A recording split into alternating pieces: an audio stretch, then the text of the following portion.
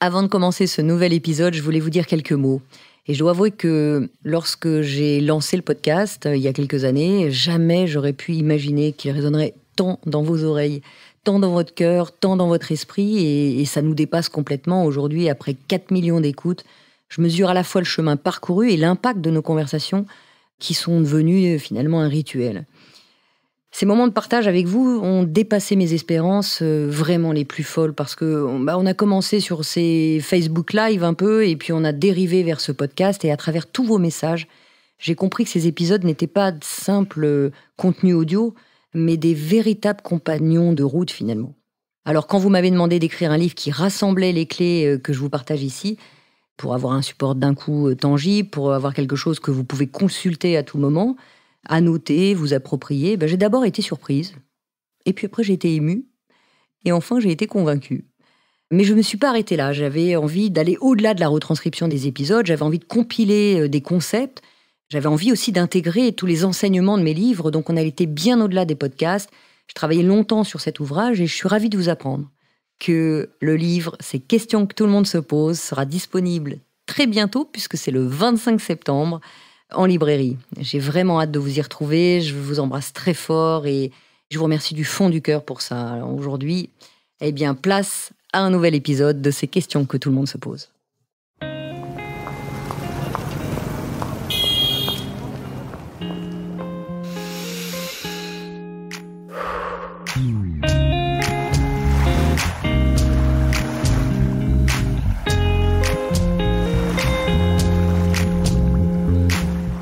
Bonjour, vous écoutez ces questions que tout le monde se pose. Je m'appelle Maud Ankawa, je suis coach, conférencière et également romancière. Mais pas que. Je viens du monde de l'entreprise et notamment de la finance et de la stratégie. Mais le fil rouge de tous mes métiers, c'est ma passion pour les êtres humains et les relations qui nous animent. Alors en fait, j'aspire au bonheur et c'est pour moi un objectif absolu. J'ai soif de partager tout ce que j'ai pu apprendre et tout ce qui m'a précieusement été transmis lors de mes expériences, de mes voyages, de mes lectures, de mes rencontres. Et c'est ce qui m'a poussé à écrire mes 2 premiers romans, Kilomètre Zéro et Respire, le plan est toujours parfait. Et la magie de ces relations humaines ont porté ces 2 romans au rang de best-seller. Et aujourd'hui, je suis ici à ce micro avec l'espoir de continuer à échanger avec mes lecteurs et mes auditeurs en toute intimité, de cœur à cœur, sur nos expériences de vie. Bonjour à tous, je suis ravie de vous retrouver pour ce podcast sur l'ego en réalité, parce que j'ai reçu pas mal de demandes et de lettres autour de ça. Et d'ailleurs, merci infiniment pour tous ces messages. Alors c'est vrai que les messages, les lettres peuvent tourner sur des problématiques qu'on a déjà vues et en même temps, c'est un autre axe de compréhension. Donc aujourd'hui, nous allons nous concentrer sur la lettre de Myriam.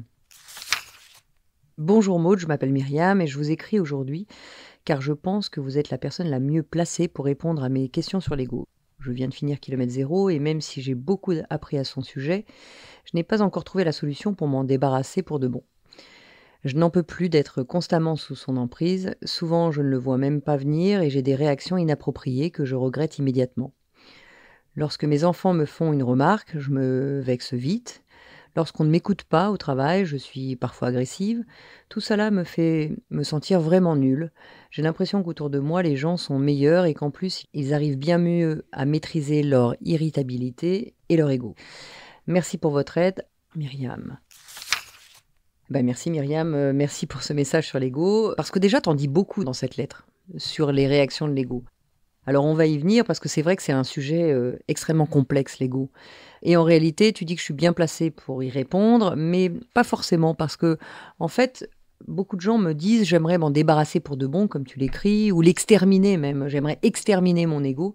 Et je suis pas très très bien placée pour répondre à ça parce que moi je crois pas au fait qu'il faille s'en débarrasser ou l'exterminer.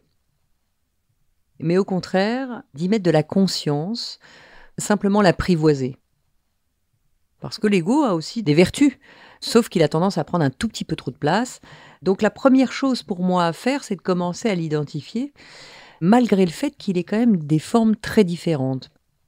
S'il y a bien quelqu'un qui est profondément intelligent, et la part de nous qui est profondément intelligente, c'est quand même notre ego qui sait changer de costume presque chaque seconde. Alors, quel costume il peut mettre et dans quelle position il peut se transformer, finalement, vous allez vous rendre compte que l'avantage, c'est qu'il est très intelligent et en même temps très limité. Pourquoi ? Parce qu'il fait toujours les mêmes choses. Donc l'important, c'est de commencer par peut-être lister quelle forme il revêt quand je suis sous son contrôle. Alors, bien souvent, c'est des formes communes à plein de gens. On est tous un peu dans le même sac.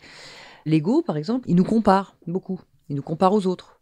Il va utiliser des superlatifs du style je suis beaucoup mieux que l'autre, je suis bien au-dessus de l'autre, ou à l'inverse, je suis toujours en dessous de l'autre. Donc l'ego, il ne sait pas vous mettre d'égal à égal. Dès que vous vous sentez en position d'infériorité ou en position de supériorité, c'est que vous êtes dans l'ego.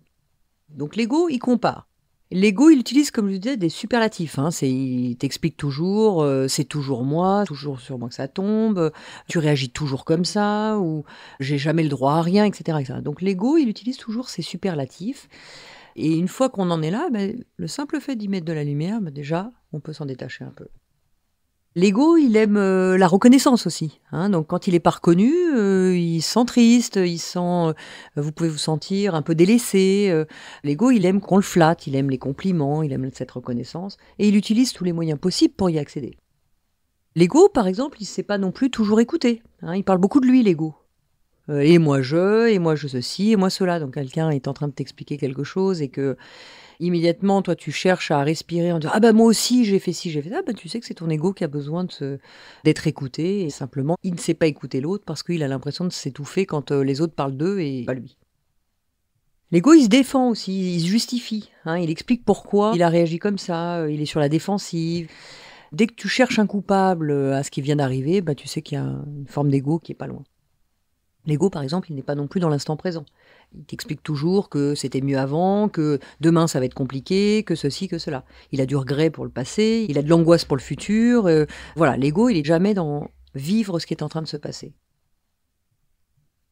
L'ego, il est également dans le bien et le mal. C'est jugeant, l'ego. C'est toujours t'aurais pas dû faire ci, c'est mieux de faire ça. Tiens, un tel a fait ci, mais alors franchement, c'est mal, etc. Il est toujours dans ce jugement bien-mal. Ce qu'on n'est pas intérieurement quand on est aligné avec soi et dans l'amour et en lien avec les autres. On observe, on essaye d'aider, mais on ne juge pas ce que dit l'autre. L'ego aussi, alors beaucoup plus subtil, moi j'ai eu du mal à m'en rendre compte tout de suite, c'est l'ego, il se croit capable de rendre les autres heureux. Comme si c'était grâce à lui que les autres étaient heureux. Non.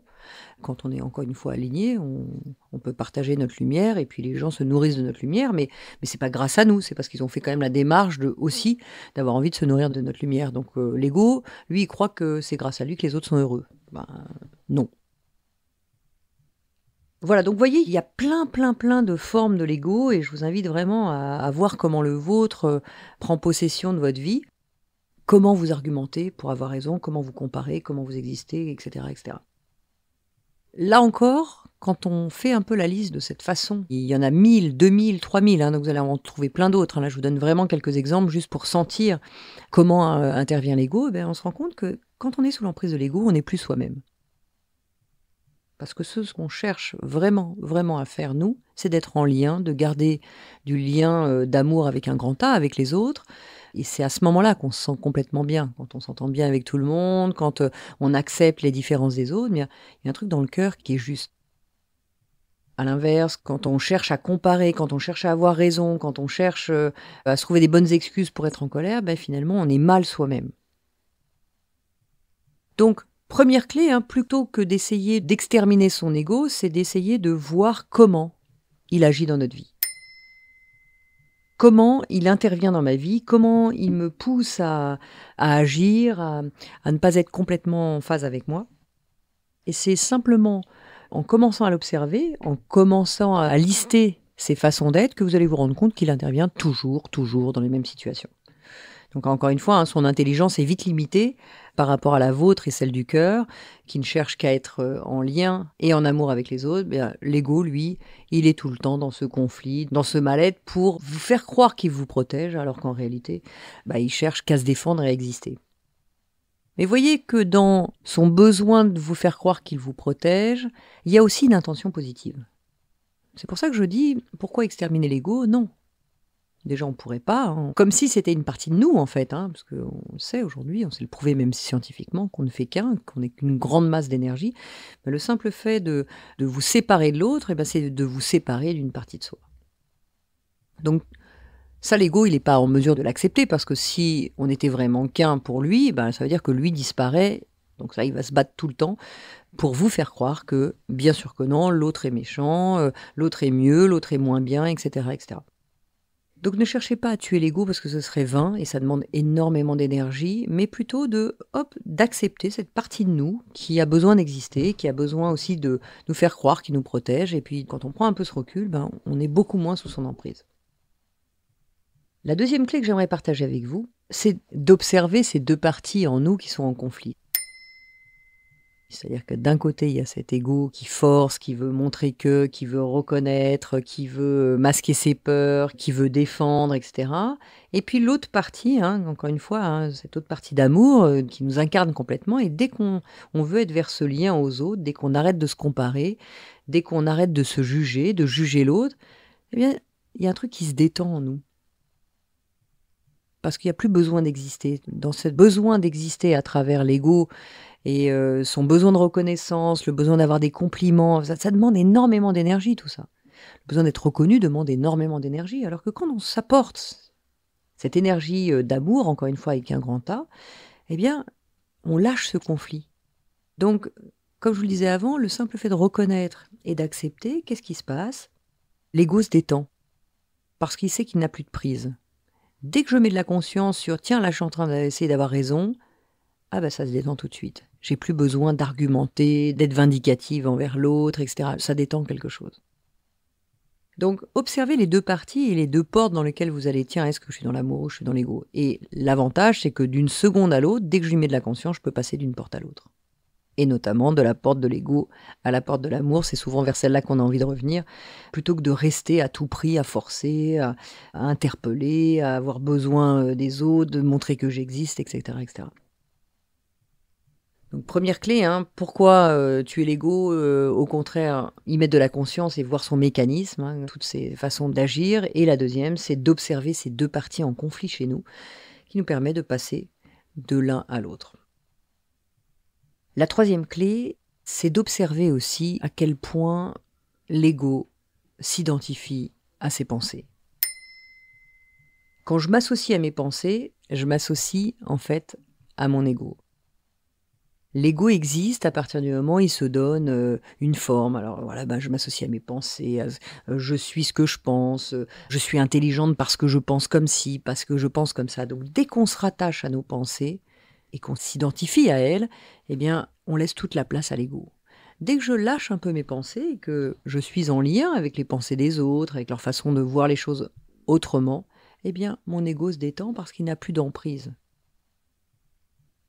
Et ça va même au-delà de ça, et c'est la quatrième clé que j'ai envie de partager, c'est d'arrêter de s'identifier aux choses. Au-delà de nos pensées, il y a aussi toute cette identification aux choses. Je m'identifie à ma voiture, à ma maison, à mon statut. L'ego s'identifie à travers toutes ces choses-là.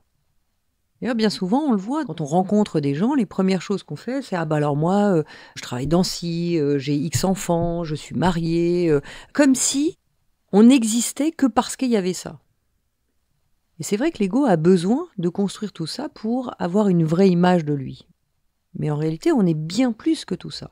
Et voire même, c'est enfermant de dire, voilà, je suis une femme occidentale qui vit dans tel milieu, qui vit avec un tel. C'est enfermant parce que ça voudrait dire que je ne suis pas autre chose que ça. La réalité, c'est que je suis mille autres choses que ça. Et quand je le fais souvent en séminaire, ou de vous présenter sans pouvoir dire ni votre métier, ni votre statut marital, présentez-vous tel que vous êtes. Et là, attends, si j'ai pas le droit de parler de mon métier, si j'ai pas le droit de parler de mon mari, si j'ai pas le droit de parler de mon chien, de mes enfants, et qui je suis. Et ça, c'est un problème de notre ego qui nous a fait nous enfermer dans des cases pour nous rassurer de, voilà, je suis normale, hein, tu vois, déjà je suis mariée, donc déjà je suis aimable, puis j'ai des enfants, donc déjà je suis capable. Comme si, parce que t'as pas d'enfant, t'es pas capable. Ah, j'ai une grosse voiture, donc ça brille, quoi. J'ai réussi. Comme si l'ego, lui, sans ça, il n'existe plus, quoi. Mais la réalité, c'est qu'il y a 1000 autres façons de vous présenter à travers vos qualités, à travers vos valeurs, à travers plein de choses, et au final, bien déconnecté de tout le reste. Donc, vous voyez, désidentifiez-vous toujours de toutes ces choses, de votre statut, de votre sexe même. C'est pas parce que vous êtes une femme ou un homme que vous pouvez plus, que vous pouvez moins, que vous pouvez pas, etc. Vous pouvez vraiment tout faire à partir du moment où effectivement vous allez chercher en vous toutes ces autres capacités que cette identification aux choses ou aux pensées. La 5e clé que j'aimerais partager avec vous, c'est le fait de célébrer.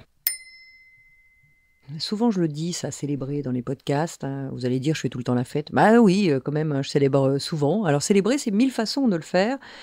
Parce que célébrer le fait que l'on est dans son ego, c'est déjà en sortir.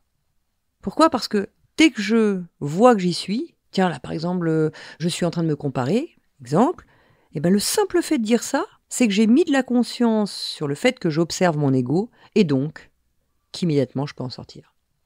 Tiens, là, j'essaie d'avoir raison, hop, je lâche ça, je me désidentifie. Alors, j'accroche tellement sur ce mot-là que j'essaie de pas trop le dire, mais je l'ai dit quelques fois. Bon, ça nous a valu quelques pauses aussi, quelques rigolades également, parce que c'est pas si évident de dire ce mot, mais se désidentifier de tout ça, ça permet quoi ? Ça permet simplement d'y mettre de la conscience. Donc, je célèbre le fait que, ah tiens là, j'essaye d'avoir raison. Ok, je suis en train de voir que c'est mon ego qui essaye de prendre la main dessus, qui essaye de prendre le pouvoir. Je lâche. Je pourrais me dire, ah bah non, je suis encore retombée dedans, etc. Non, mais retomber, c'est comme la méditation. Le plus on voit nos pensées arriver, le plus on peut revenir à notre alignement. Donc, le fait de célébrer, à chaque fois, moi je me le dis, tiens, ah là je l'ai vu. Alors, c'est pas souvent que je le vois, mais quand je le vois, eh bien, immédiatement, ça me permet de gagner du temps à revenir à un état de bien-être. Donc, célébrer le fait que de temps en temps, on est dans notre ego, même si c'est souvent, parce que déjà, tu peux en sortir et tu as le chemin pour en sortir et changer de porte. C'est un peu comme quand tu cauchemardes, tu te réveilles le matin et le fait de se réveiller, ça nous sort de ce cauchemar. Et là, on se dit, mais pourtant, on a l'impression que c'était vrai, on était en train de le vivre pour de vrai, comme quand notre ego prend la main, veut avoir raison, se juge les autres, etc. On a l'impression de vivre notre vraie vie, là. Et puis, dès qu'on met de la conscience, comme quand on se réveille, on se dit, bah ouais, mais là, je l'ai vu. En fait, je rêvais. Eh bien, je peux revenir à cet alignement d'amour, etc. Et, donc, restez toujours un parent bienveillant pour vous, sans vous juger. C'est pas grave d'être reparti dans ce cauchemar, c'est pas grave d'avoir laissé l'ego prendre le dessus sur notre vie. C'est pas grave tout ça. Juste, j'y mets de la conscience et je me réveille. Donc, célébrez au lieu de vous enfoncer en disant ah bah ouais, je me suis encore pris les pieds dans le tapis, c'est encore mon ego qui a pris le dessus, j'y arriverai jamais, etc., etc. Ça, c'est vraiment un point important que tu disais, Myriam, dans ta lettre, qui est voilà, je veux m'en débarrasser parce que j'ai des réactions inappropriées, je regrette immédiatement. Ouais, bien sûr, tu regrettes, tu as des réactions qui sont sous le contrôle de ton ego, comme nous tous, mais tu le vois. Parce que déjà, pour écrire ça, c'est que déjà, tu vois beaucoup de choses. D'ailleurs, si je reprends ta lettre, c'est assez intéressant de voir que, tu vois, tu écris je n'ai pas encore trouvé de solution pour m'en débarrasser, je n'en peux plus d'être constamment sous son emprise, je ne le vois même pas venir. Mais déjà d'écrire ça, c'est déjà d'avoir conscience que tu peux être dans ton ego. J'ai des réactions inappropriées que je regrette immédiatement. Oui, encore une fois, tu vois bien que c'est pas tes réactions profondes. Lorsque mes enfants me font une remarque, je me vexe vite. Là encore, tiens, j'observe que je me vexe vite et que c'est pas moi. Et que je suis sous l'emprise de mon ego. Lorsqu'on ne m'écoute pas au travail, je suis parfois agressive, là encore, tu cherches pas par ton ego à dire bah oui c'est la faute des autres parce qu'ils m'écoutent pas, etc. Non, c'est parce qu'on ne t'écoute pas, tu le ressens que ça vient créer un truc chez toi et que ton ego réagit de façon agressive. Tout cela me fait me sentir nulle. Là encore, c'est ton ego qui te fait croire que parce que t'as pas la réaction appropriée, tu te trouves nul. J'ai l'impression qu'autour de moi les gens sont meilleurs et qu'en plus ils arrivent mieux que moi. Bienvenue l'ego pour comparer, on en a parlé tout à l'heure. Mais tu vois, là encore, dans ta lettre, il y a beaucoup de réactions de ton ego et tu y as mis la lumière. Donc bravo pour ça, parce que l'étape d'après, c'est de ne pas se morfondre ou de se faire victimiser sur notre ego, mais plutôt de dire, ok, là je le vois, j'arrive pas toujours, encore une fois, à ne pas le laisser prendre la télécommande, mais là je le vois et je peux enfin agir. Donc ça, c'est vraiment hyper important. Et la 6e clé que j'aimerais partager avec vous, c'est vraiment de vous aimer tel que vous êtes. Ne vous jugez pas, arrêtez de laisser faire votre ego et arrêtez de lui laisser prendre la télécommande. Il est là, il va l'apprendre 1000 fois, c'est pas grave, on fait avec. Et puis justement, quand on voit qu'on n'est pas dans une réaction appropriée de ce qu'on voudrait être, eh bien, je sais que c'est un indicateur immédiat pour se dire qu'on est sous son emprise. Ah, alors si je suis mal parce qu'il se passe ça, qu'est-ce que je suis en train de faire ? Ah bah oui, j'ai passé ma matinée à juger l'autre, j'ai passé la matinée à me comparer, à essayer d'avoir raison, etc. C'est pour ça que je me sens mal. Et à partir du moment où je me sens mal, je sais que je ne suis pas alignée avec moi, que je suis dans cet état d'ego.